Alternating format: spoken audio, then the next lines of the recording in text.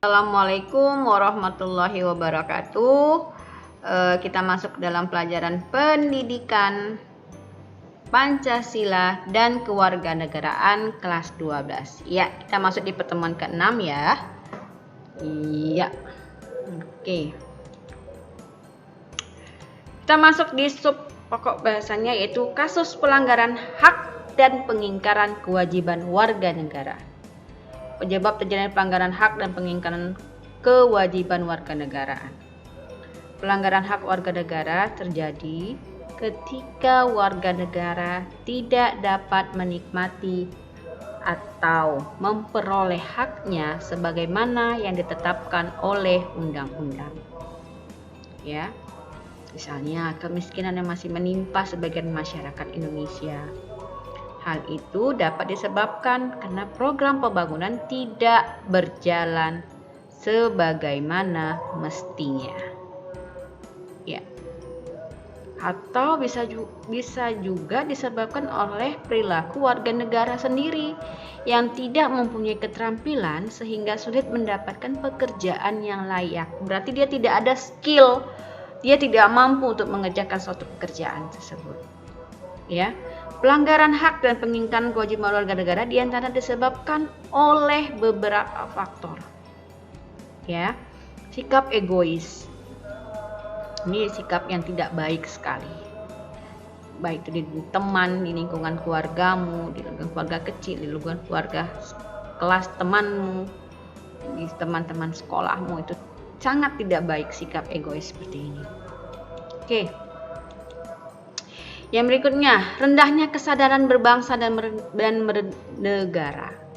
Iya. Karena ini disebabkan oleh pelaku pelanggaran berbuat seenaknya.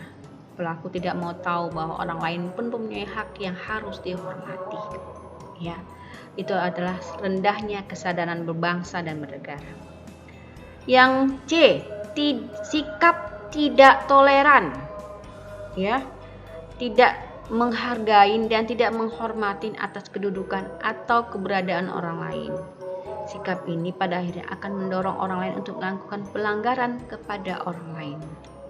Wah, mudah-mudahan kamu jangan berbuat seperti itu ya. Penyalahgunaan kekuasaan.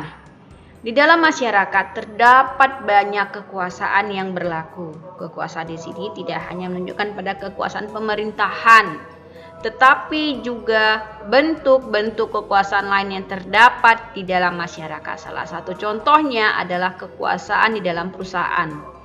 Para penguasa tidak mempedulikan hak-hak buruhnya, jelas melanggar hak warga negara. Ya. Yang berikutnya ketidaktegasan aparat penegak hukum.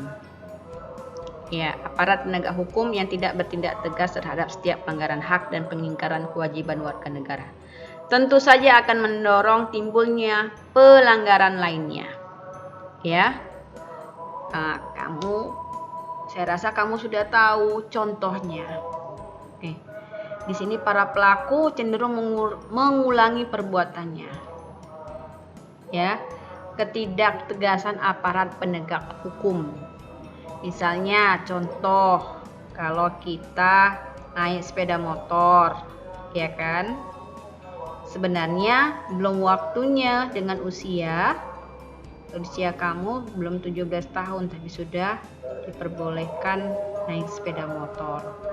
Jadi kalau ada razia akan ketahuan dan kamu akan kena tilang, ada sanksi hukumnya. Ya.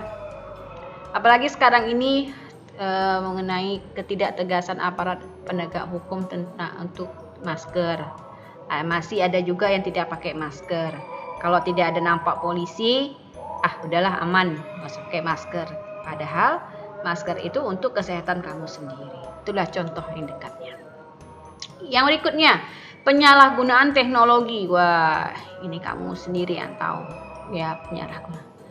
Di mana kemajuan teknologi dapat memberikan pengaruh yang positif. Kamu harus lihatnya dalam sisi yang positif. Jangan kamu lihat segi negatifnya. Ya, karena kemajuan teknologi dalam bidang produksi dapat menimbulkan dampak yang negatif. Wow, ini munculnya pencemaran lingkungan yang bisa mengakibatkan terganggunya kesehatan manusia. Itu dia contohnya. Iya, kasus pelanggaran hak warga negara. Ya, kamu tentunya pernah lihat di simpang-simpang lampu merah, ya. Ada anak-anak yang sekarang ini lagi ngetren tentang yang pakai diwarnai semua badannya, warna emas dengan warna perak. Dan sekarang lagi ada juga mengenai badut ya, tapi dia meminta uang. Tapi ada caranya, dia pakai pakaian yang mewarnai seluruh badannya. Ada juga dia memakai badut.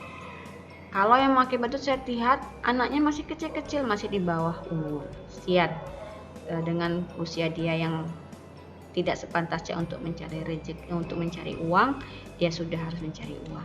Ini akan saya tampilkan gambar anak jalanan. Ini merupakan golongan warga negara yang kurang beruntung karena tidak bisa menikmati haknya secara utuh. Kamu bisa lihat di gambar ini. Oke? Iya. Di sini akan saya berikan satu wacana mengenai tingginya angka putus sekolah jadi kendala wajib belajar. Silahkan kamu baca ya wacana tersebut. Ada 3 slide. Itu sumbernya pun sudah ada. Oke? Ya, terima kasih sudah melihat membaca pelajaran PPKN kita di pertemuan ke-6 ini. Mudah-mudahan kamu memahaminya. Ya, kita masuk nanti ke dalam tugas. Assalamualaikum warahmatullahi wabarakatuh.